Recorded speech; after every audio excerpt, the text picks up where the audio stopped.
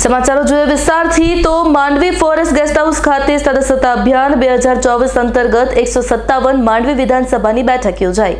Mandvi forest guest house ખાતે સદસ્યતા અભિયાન 2024 અંતર્ગત 157 માંડવી વિધાનસભાની બેઠક સાંસદ પ્રભુભાઈ વસાવા તેમજ મંત્રી કુંવરજીભાઈ હળપતિની અધ્યક્ષતામાં યોજવામાં આવી હતી। આ પ્રસંગે દીપ પ્રાગટ્ય કરી કાર્યક્રમની શરૂઆત કરાઈ, જેમાં સુરત જિલ્લા પંચાયતના સદસ્ય રોહિત પટેલ તેમજ ઝોન પ્રભારી અને સુરત જિલ્લા ભાજપના મહામંત્રી રાજેશ પટેલ તથા સાંસદ પ્રભુભાઈ વસાવાએ જણાવ્યું હતું કે દરેક કાર્યકરોએ પોતાના 100 સદસ્યો બનાવી સાંસદ પ્રભુભાઈ વસાવાની આપેલ લિંક તથા મંત્રી કુંવરજીભાઈ હળપતિની લિંકમાં વધુમાં વધુ સદસ્યો બનાવવા માટે આહવાન કર્યું હતું। તેમજ મંત્રી કુંવરજીભાઈ હળપતિએ જણાવ્યું હતું કે આજે સદસ્ય અભિયાન અંગે બેઠક યોજાઈ હતી, જેમાં ખૂબ જ મોટી સંખ્યામાં કાર્યકરો ઉપસ્થિત રહ્યા, જે તમામ કાર્યકરો આજથી સદસ્ય અભિયાનમાં જોડાશે અને આગામી દિવસોમાં 1 લાખ સદસ્યોની નોંધણી કરશે, જેની મને ખાતરી છે।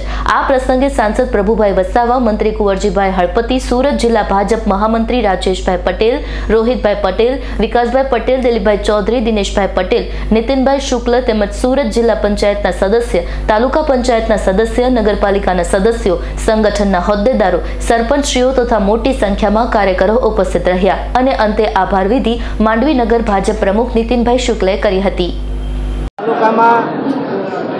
અમારા સૌના લોકલાડીના નેતા પ્રભુભાઈ વસાવાના અધ્યક્ષસ્થાને હેઠળ આજની મિટિંગમાં સદસ્ય ઝુંબેશ બનાવવાની હતી।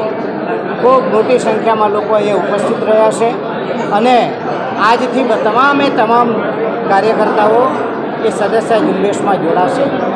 દેશના વડાપ્રધાન નરેન્દ્રભાઈ મોદી સાહેબની જે નીમ છે, એક ભારત શ્રેષ્ઠ ભારત બને, વિકસિત ભારત દેશ બને, એ આગામી વિઝન લઈને જ્યારે ચાલતા હોય ત્યારે મારા ભારતીય જનતા પાર્ટીના તમામ કાર્યકરો પણ એમના વિઝન સાથે આગળ વધી રહ્યા છે અને હું માનું ત્યાં સુધી આગામી દિવસોમાં 1 લાખ આપણા સદસ્ય ઝુંબેશ બની જશે એવી મને ચોક્કસપણે ખાતરી છે। 157ના 291 બૂથ છે। 1 લાખ। જીતેન્દ્ર સોલંકીનો રિપોર્ટ, S9 ન્યૂઝ, માંડવી।